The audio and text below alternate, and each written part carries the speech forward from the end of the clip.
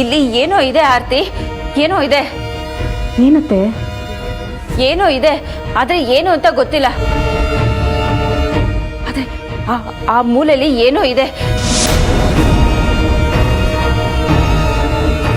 ನನಗೆ ತುಂಬಾ ಭಯ ಆಗೋಯ್ತು ಆರ್ತಿ. ಅಲ್ಲಿ ಏನಿಲ್ಲ ಅತ್ತೆ, ಇಲ್ಲಿ ಅಶೋಕ್ ಬಿಟ್ರೆ ಬೇರೆ ಯಾರೂ ಇಲ್ಲ. ಅಶೋಕ?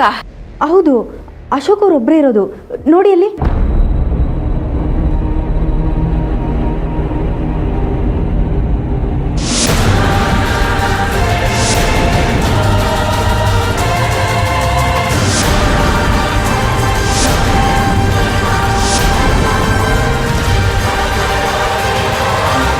ಆಗ್ಲೇ ಯಾರು ಇರ್ಲಿಲ್ವಲ್ಲ, ಈಗ ಅಶೋಕ್ ಹೇಗ್ ಬಂದ? ಅಯ್ಯೋ ರಾಮ, ನಾನು ಅಶೋಕ್ ನೋಡೋಣ ಅಂತಾನೆ ಬಂದೆ. ಆಗ್ಲೇ ಅಶೋಕ್ ಇರ್ಲಿಲ್ಲ, ಈಗ ಹೇಗ್ ಬಂದ?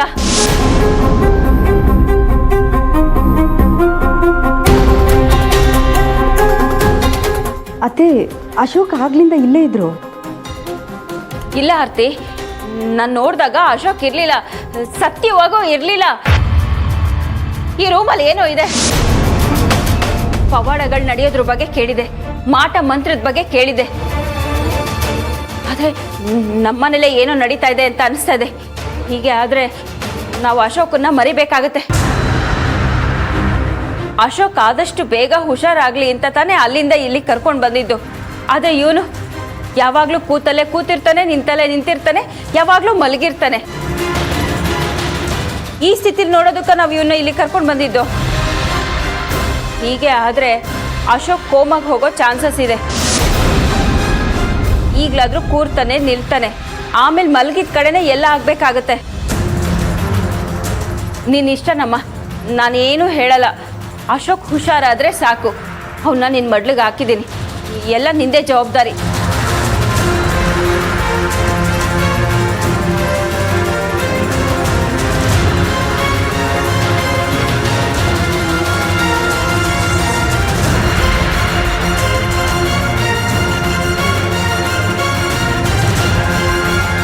ಅಣ್ಣ ಅವನಾಗೆ ಇಲ್ಲಿ ನಡ್ಕೊಂಬಂದೇನೆ ಅಂದ್ರೆ ಅವನಿಗೆ ನಡೆಯೋದಕ್ಕೆ ಶಕ್ತಿ ಬರ್ತಿದೆ ಅಂತ ಅರ್ಥ.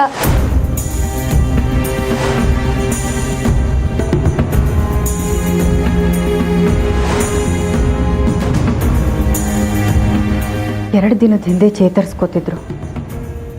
ಇವತ್ತು ಯಾಕೋ ಏನೂ ರೆಸ್ಪಾನ್ಸೇ ಇಲ್ವಲ್ಲ. ಚಿರು ಇವ್ರ ಮೈ ಮೇಲೆ ಬರ್ತಾ ಇರೋದ್ರಿಂದ ದಿನೇ ದಿನೇ ನಿಶಕ್ತಿ ಜಾಸ್ತಿ ಆಗ್ತಿದೆ ಅನ್ಸುತ್ತೆ.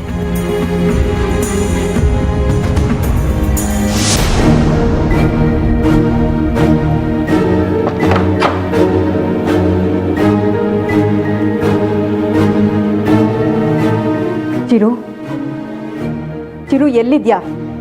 ಎಲ್ಲಿದ್ಯಾ ಚಿರು? ಬಾರೋ ಹೊರಗಡೆ.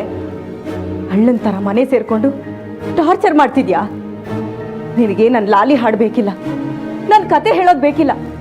ನಿನಗೆ ನಿಮ್ಮ ಅಪ್ಪನ್ನ ಹಿಂಸೆ ಕೊಡಬೇಕು ಅಷ್ಟೇ ತಾನೇ. ಅಷ್ಟೇ ನಿನಗೆ ಬೇಕಾಗಿರೋದು. ಎಲ್ಲನೂ ಸಹಿಸ್ಕೋತಿದ್ದೀನಿ ಅಂತ ನನ್ನ ಪ್ರೀತಿನ ಮಿಸ್ಯೂಸ್ ಮಾಡ್ಕೋತಾ ಇದೆಯಾ? ನಾನು ನಿನಗೋಸ್ಕರ ಏನೆಲ್ಲ ಮಾಡಿದ್ದೀನಿ.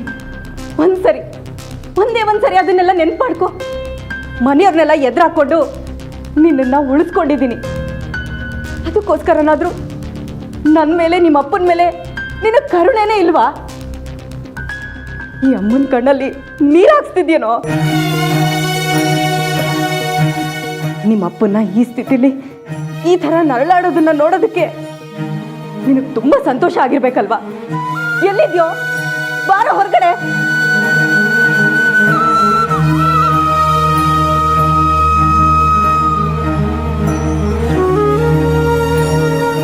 ನೋಡಿದ್ರ ಅಶೋಕ್, ಎಂಥ ಮಗನ್ನ ಹೆತ್ತಿದ್ದೀವಿ. 7 ಜನ್ಮಕ್ಕೂ ಇಂಥ ಮಗನೇ ಹುಟ್ಲಿ ಅಂತ ಕೇಳ್ಕೊಳ್ಳೋ ಸಮಯನೇ ಬರಲಿಲ್ಲ. ಈ ಜನ್ಮಕ್ಕೆ ಸಾಕು ಅಂತ ಅನ್ನಿಸ್ಬಿಟ್ಟಿದೆ.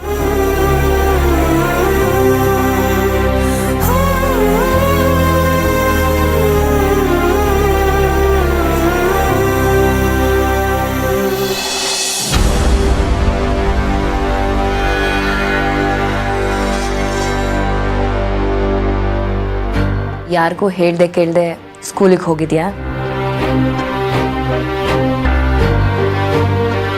ನಾನು ಇಲ್ಲಿರೋ ಗೋಡೆಗಳ ಜೊತೆ ಮಾತಾಡ್ತಾ ಇಲ್ಲ. ನಿನ್ನೆ ಕೇಳ್ತಾ ಇರೋದು, ಟಿಫನ್ ಬಾಕ್ಸ್ ಯಾಕೆ ತಗೊಂಡು ಹೋಗ್ಲಿಲ್ಲ?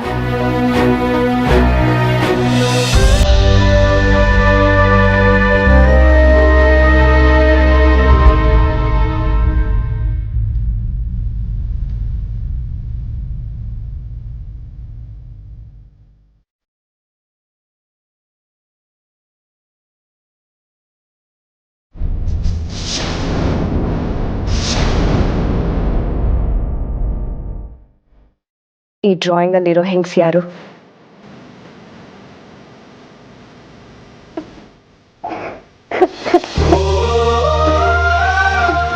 ಚೈತ್ರ, ಕೂತ್ಕೋ. ಈಗ್ಲಾದ್ರೂ ಹೇಳ್ಬಿಡು ಕಂದ,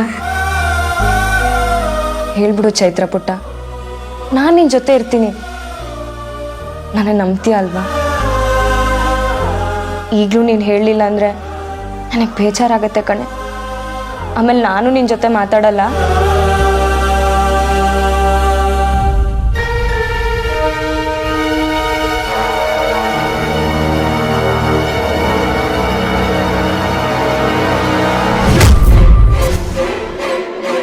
ಈ ಫೋಟೋದಲ್ಲಿರೋದು ಡ್ಯಾಡಿ ತಾನೆ? ಇದು ನೀನಲ್ವಾ? ಹೇಳು ಚೈತ್ರ ಪುಟ್ಟ, ಚೈತ್ರ ಹೇಳು ಪುಟ್ಟ.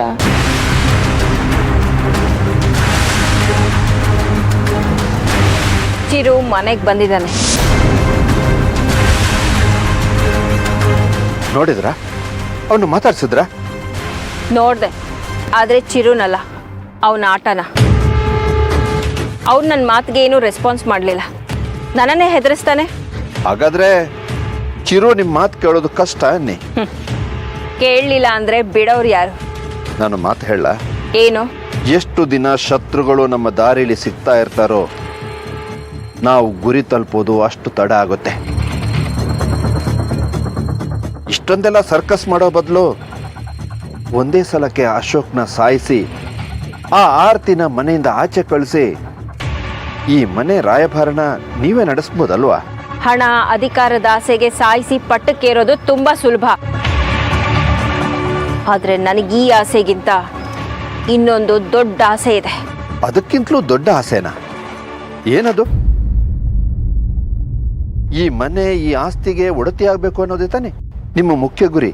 ಅಲ್ಲ, ಸೇಡು, ದ್ವೇಷ.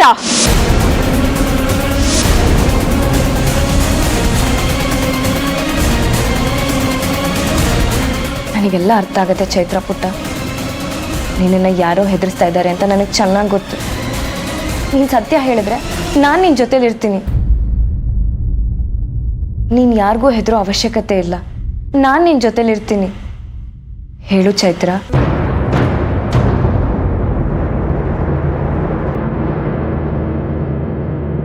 ಈ ಹೆಂಗ್ಸ್ ಯಾರು?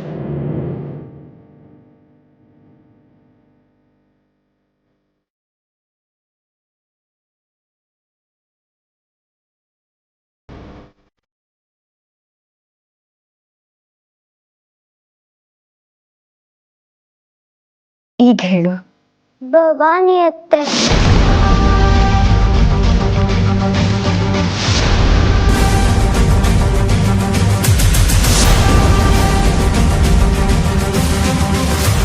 ಸೇಡ? ಇದ್ಯಾವುದು ಹೊಸ ಅಧ್ಯಾಯ? ಇದು ಹೊಸ ಅಧ್ಯಾಯ ಅಲ್ಲ, ಸುಮಾರು ವರ್ಷಗಳಿಂದ ಉದುಗಿ ಹೋಗಿರೋ ಹಳೆಯ ಅಧ್ಯಾಯದ ಹೊಸ ರೂಪ.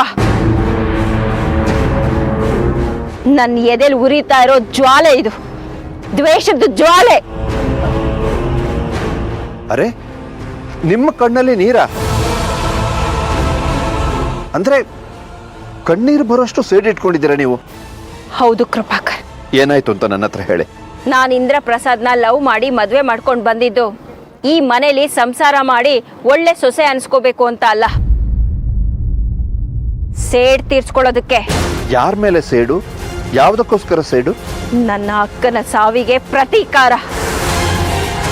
ನಿಮ್ಮ ಅಕ್ಕನ ಸಾವ? ಹೌದು, ನನ್ನ ಅಕ್ಕ ಈ ಮನೆ ಯಜಮಾನ ಅನ್ಸ್ಕೊಂಡಿರೋ ಕೃಷ್ಣ ಪ್ರಸಾದ್ ಅನ್ಯಾಯಕ್ಕೆ ಒಳಗಾಗಿ ಆತ್ಮಹತ್ಯೆ ಮಾಡ್ಕೊಂಡು ಸತ್ಲು. ಪ್ರೀತಿ ಅನ್ನೋ ನಾಟಕ ಮಾಡಿ ನನ್ನ ಅಕ್ಕನ್ನ ಬಲಿ ತಗೊಂಡ್ಬಿಟ್ಟ ಪಾಪಿ. ಇವನು ಗತಿ ಇಲ್ದಿರೋ ಟೈಮ್ನಲ್ಲಿ ಸಾಥ್ ಕೊಡೋದಕ್ಕೆ ನನ್ನ ಅಕ್ಕ ಬೇಕಿತ್ತು.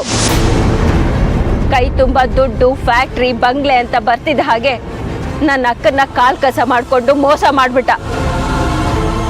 ಇವನಿಂದ ಮೋಸ ಹೋದ ನನ್ನ ಅಕ್ಕ ದಿನೇ ದಿನೇ ನರಳಿ ಒಂದಿನ ಆತ್ಮಹತ್ಯೆ ಮಾಡ್ಕೊಂಡ್ಬಿಟ್ಲು. ನನ್ನ ಅಕ್ಕನ ಆತ್ಮಕ್ಕೆ ಶಾಂತಿ ಸಿಗ್ಬೇಕು ಅಂದ್ರೆ ಕೃಷ್ಣ ಪ್ರಸಾದ್ ಕುಟುಂಬ ನಾಶ ಆಗ್ಬೇಕು. ಅವನ ವಂಶ ಬೆಳೆಸೋ ಒಂದು ನರಪಿಳ್ಳೆನೂ ಇರಬಾರ್ದು. ಅದಕ್ಕೆ ಚಿರುಗೆ ಮಂತ್ರಶಕ್ತಿ ಇರೋ ಪುಡಿ ಹಾಕಿ ವಶೀಕರಣ ಮಾಡ್ಕೊಂಡಿದ್ದು. ಚಿರು ಸತ್ತ. ಇನ್ನು ಈ ವಂಶದ ಕುಡಿ ಅಂದ್ರೆ ಚೈತ್ರ. ಅವಳನ್ನ ಎಲ್ಲಿ ಹೇಗ್ ಬೇಕಾದ್ರೂ ಮುಗಿಸ್ಬೋದು. ಈಗ ನನಗಿರೋ ಟಾರ್ಗೆಟ್ ಅಶೋಕ್. ಅವನನ್ನ ಸಾಯಿಸಿ ಆರ್ತಿನ ಈ ಮನೆ ಜೀತದಾಳಾಗಿ ಮಾಡ್ಕೋಬೇಕು. ಕಾಶಿಗೆ ಹೋಗಿರೋ ಕೃಷ್ಣ ಪ್ರಸಾದ್ ಬರ್ತಿದ್ದ ಹಾಗೆ ಈ ಮನೆ ಪರಿಸ್ಥಿತಿ ನೋಡಿ ನರಳಿ ಎದೆ ಹೊಡ್ಕೊಂಡು ಸಾಯ್ಬೇಕು. ಏನ್ ಹೇಳ್ತಿದ್ಯಾ ಚೈತ್ರ? ಇದಕ್ಕೆಲ್ಲ ಕಾರಣ ಭವಾನಿ ಅಕ್ಕನ? ಅವತ್ತು ನಾನು ಸ್ಕೂಲಿಂದ ಬರ್ತಾ ಇದ್ದೆ.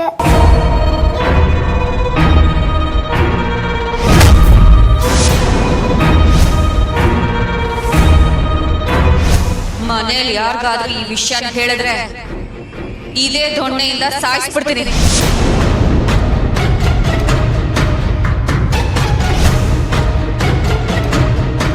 ತಿನ್ನು.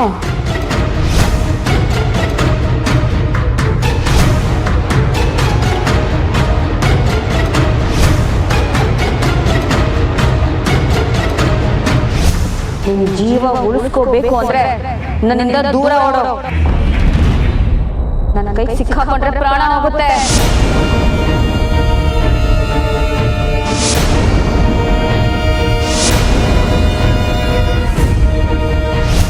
ಯಾಕೆ ಹಾಗೆ ಮಾಡಿದ್ರು? ಯಾಕೆ ನಿನ್ನ ಸಾಯ್ಸಕ್ ಬರ್ತಾರೆ? ಗೊತ್ತಿಲ್ಲ. ಅವರು ನಿಮ್ಮ ಮುಂದೆನೆ ಒಂಥರ ಇರ್ತಾರೆ, ನಾನೊಬ್ಳು ಇದ್ದಾಗ ಒಂಥರ ಇರ್ತಾರೆ. ನನ್ನನ್ನು ಸಾಯಿಸ್ತಾರೆ, ಡ್ಯಾಡಿನೂ ಸಾಯಿಸ್ತಾರೆ. ನಿನ್ನನ್ನು ಯಾರು ಏನು ಮಾಡಲ್ಲ, ಹೆದರ್ಕೋಬೇಡ. ಅವರು ತುಂಬ ಒಳ್ಳೆಯವರು. ನಿನ್ನನ್ನು ಯಾಕೆ ಸಾಯಿಸ್ಬೇಕು ಅಂತಿದ್ದಾರೆ ಅಂತ ಗೊತ್ತಾಗ್ತಿಲ್ಲ. ನಾನೆಲ್ಲ ತಿಳ್ಕೊತೀನಿ. ನೀನು ಮಾತಾಡ್ತಾ ಇರೋದು ಮನೇಲಿ ಯಾರಿಗೂ ತಿಳಿಯೋದು ಬೇಡ. ನಾನು ಹೇಳೋವರೆಗೂ ನೀನು ಮಾತಾಡಬಾರ್ದು, ಸರಿನಾ? ಇನ್ಮೇಲೆ ನಾನು ನಿನ್ನ ಜೊತೆ ಇರ್ತೀನಿ, ಸರಿನಾ?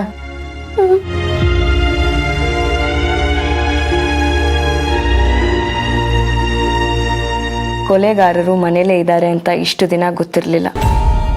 ಎಲ್ಲರ ಮುಂದೆ ಒಂಥರ, ಹಿಂದೆ ಒಂಥರ ನಡ್ಕೋತಾ ಇದ್ದಾರೆ.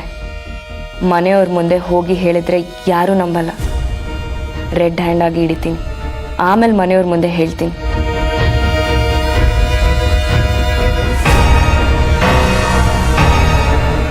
ಏನು ಹೇಳ್ತಿದ್ಯಾ ವೇದ? ಹೌದು, ಅದಕ್ಕೆ ಚೈತ್ರನ ಹೆದರಿಸಿರೋದು ಮತ್ತು ಅಶೋಕ್ ಅಣ್ಣಂಗೆ ಹೊಡೆದಿದ್ದು ಭವಾನಿ ಅಕ್ಕನೇ. ಮನೇಲಿ ನಡೀತಿರೋ ಇಷ್ಟು ಸಮಸ್ಯೆಗಳಿಗೆ ಕಾರಣ ಭವಾನಿ ಅಕ್ಕನೇ. ಬೇಲಿನೇ ಎದ್ದು ಹೊಲ ಮೇಯುತ್ತಾ? ಸಾಧ್ಯನೇ ಇಲ್ಲ.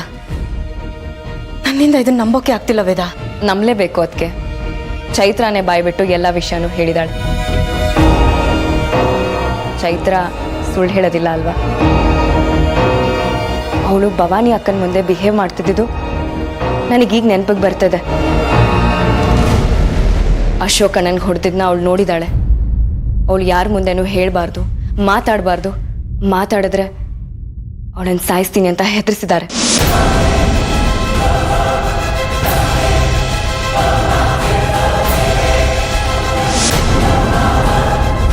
ಅದಕ್ಕೆ ಅದಕ್ಕೆ ಅದಕ್ಕೆ ಏನಾಯ್ತು ಇಲ್ಲಿ ನೋಡಿ. ಭವಾನಿ ಅಕ್ಕ ಯಾಕೆ ಹೀಗೆ ಬಿಹೇವ್ ಮಾಡ್ತಿದ್ದಾರೆ ಅಂತ ನನಗೆ ಅರ್ಥ ಆಗ್ತಿಲ್ಲ. ನಮ್ಮೆಲ್ಲರ ಮುಂದೆ ತುಂಬ ಒಳ್ಳೆಯವರಾಗಿ ಬಿಹೇವ್ ಮಾಡ್ತಿದ್ದಾರೆ. ನಾವ್ಯಾರೂ ಇಲ್ಲದೆ ಇರುವಾಗ ಅವ್ರ ನಿಜ ಸ್ವರೂಪನೇ ಬೇರೆ ಇದೆ. ಪಾಪ ಚೈತ್ರ ಎಷ್ಟು ಹೆದರ್ಕೊಂಡಿದ್ದಾಳೆ. ಅವಳ ಮೇಲೆ ಯಾಕೆ ಇವ್ರ ಕಣ್ಣು? ಅವಳು ಏನು ತಪ್ಪು ಮಾಡಿದಾಳೆ ಅದಕ್ಕೆ? ವೇದ, ಮನೇಲಿ ಯಾರಿಗೂ ಈ ವಿಷಯನ ಹೇಳಕ್ ಹೋಗ್ಬೇಡ. ಮನೆ ಮಗಳು ಹೀಗೆಲ್ಲ ಮಾಡಿದಾಳೆ ಅಂತ ಗೊತ್ತಾದ್ರೆ ಎಲ್ಲರೂ ತುಂಬಾ ನೊಂದ್ಕೋತಾರೆ. ಅದಕ್ಕೆ ಇದನ್ನ ಸಾಲ್ವ್ ಮಾಡೋದಾದ್ರೂ ಹೇಗೆ? ಅದಕ್ಕೇನಾದ್ರೂ ದಾರಿ ಹುಡುಕ್ಲೇಬೇಕು. ಬೇರೆ ದಾರಿ ಸಿಗೋವರೆಗೂ ನಾವು ಕಾಯಲೇಬೇಕು. ಅಷ್ಟರಲ್ಲಿ ಚೈತ್ರಾಗೇನಾದರೂ ಹೆಚ್ಚು ಕಮ್ಮಿ ಆದರೆ?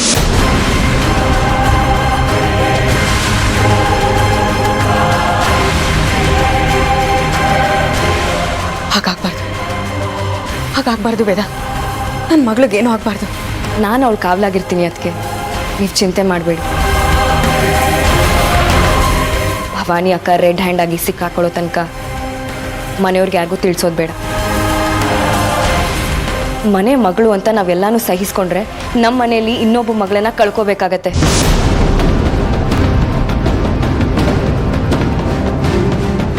ಅವ್ರು ಯಾಕೆ ಹೀಗೆ ಆಡ್ತಿದ್ದಾರೆ ಅಂತ ನಾನು ಕಂಡು ಹಿಡಿತೀನಿ. ಅದಕ್ಕೆ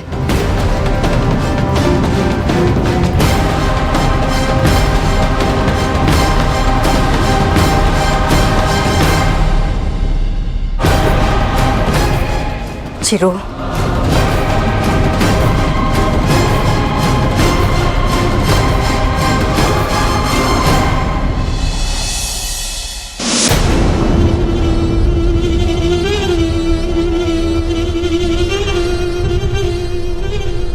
ಚಿರು, ನಿನಗೆ ನನ್ನ ಮೇಲೆ ಯಾಕೆ ಕೋಪ ಅಂತ ನನಗೆ ಗೊತ್ತಿಲ್ಲ ಕಣೋ. ನನ್ನಿಂದ ಏನಾದರೂ ತಪ್ಪಾಗಿದ್ರೆ ಹೇಳು ಪ್ಲೀಸ್. ಅದನ್ನ ಬಿಟ್ಟು ನೀನು ನನಗೆ ಹೆದರ್ಸೋದಕ್ಕೆ ಬಂದರೆ ನಾನು ಏನಂತ ಅರ್ಥ ಮಾಡ್ಕೊಳ್ಳಿ? ನಿನಗೆ ಈ ರಾಣಿ ಅಮ್ಮ ಅಂದರೆ ಇಷ್ಟ ಅಲ್ವಾ? ರಾಣಿ ಅಮ್ಮನ ಜೊತೆ ಮಾತಾಡೋದಕ್ಕೆ ನಿನಗೆ ಇಷ್ಟ ಇಲ್ವೇನೋ?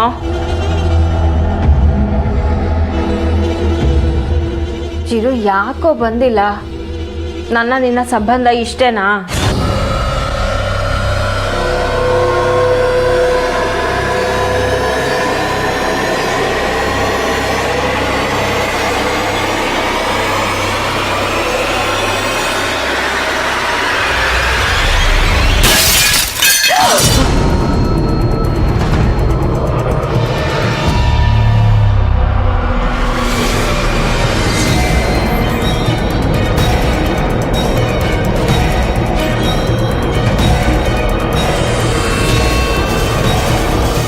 ಯಾಕೆ ಹೀಗಾಯ್ತು? ಚಿರೋಗ್ ನಿಜವಾಗ್ಲೂ ನನ್ನ ಮೇಲೆ ಕೋಪ ಬಂದಿದ್ಯಾ? ನನ್ನ ವಿಷಯ ಎಲ್ಲ ಗೊತ್ತಾಗೋಗಿದ್ಯಾ? ಅಥವಾ ಬೇರೆ ಏನಾದರೂ ಕಾರಣ ಇರ್ಬೋದಾ? ಆದಷ್ಟು ಬೇಗ ಜೇಜಮ್ಮನ್ನ ಭೇಟಿ ಮಾಡಬೇಕು. ನನ್ನ ಪ್ರಯತ್ನಗಳು ಯಾವುದು ಫಲಿಸ್ತಾ ಇಲ್ಲ ಅನ್ನೋದನ್ನ ಹೇಳಬೇಕು. ಅಶೋಕ್, ಅಶೋಕ್,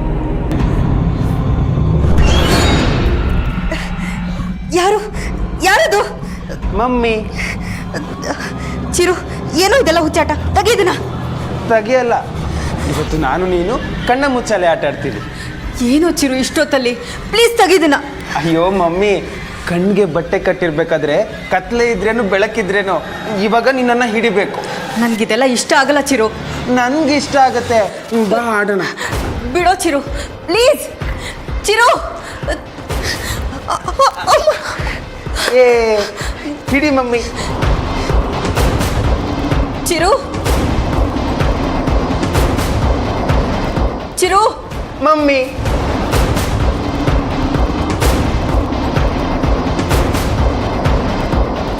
ಮಮ್ಮಿ, ನಾನಿಲ್ಲಿದ್ದೀನಿ.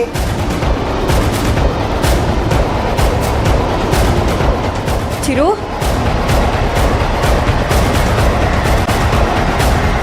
ಮಮ್ಮಿ.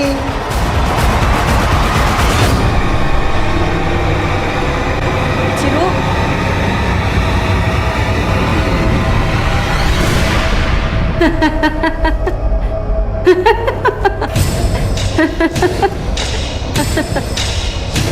ತಡಿಯಕ್ಕಾಗಲ್ವೇ ರಾಣಿ? ಅವನನ್ನ ತಡಿಯಕ್ಕಾಗಲ್ಲ. ಅವನು ಯಾರ ಕೈಗೂ ಸಿಗಲ್ಲ. ಅವನನ್ನ ಯಾರು ಹಿಡಿಯೋದಕ್ಕೂ ಆಗಲ್ಲ. ಅಂದ್ರೆ ಏನ್ ನಿಮ್ಮ ಮಾತಿನ ಅರ್ಥ? ಮಗ ಬೆಳೆದು ಬಿಟ್ಟಿದ್ದಾನೆ. ಬಲ್ತ್ ಬಿಟ್ಟಿದ್ದಾನೆ. ಇನ್ನು ಅವನನ್ನ ಹಿಡಿದು ಕಟ್ ಹಾಕ್ತೀನಿ, ವಶ ಮಾಡ್ಕೋತೀನಿ ಅಂತ ಅಂದ್ಕೊಳ್ಳೋದು ಮೂಢತನ. ಬರೀ ನೀನು ಕೊಡೋ 1 ಲೋಟ ಹಾಲಿಗೆ ಬಾಲ ಅಲ್ಲಾಡಿಸ್ಕೊಂಡು ಬರೋ ಚಿರು ಅಲ್ಲ ಅವನು, ಚಿರಂಜೀವಿ.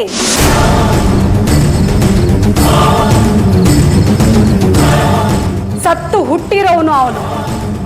ಸತ್ತು ಹುಟ್ಟಿದವರಿಗೆ ಸಾವು ಕಮ್ಮಿ. ದಿನದಿಂದ ದಿನಕ್ಕೆ ಅವನ ಬೆಳವಣಿಗೆ ಆಗ್ತಾ ಇರುತ್ತೆ. ಅಪ್ಪಿ ತಪ್ಪಿ ಕೂಡ ನೀನು ಅವನ ಮುಂದೆ ಹೋಗ್ಬಿಟ್ಟಿಯಾ, ಹುಷಾರ್.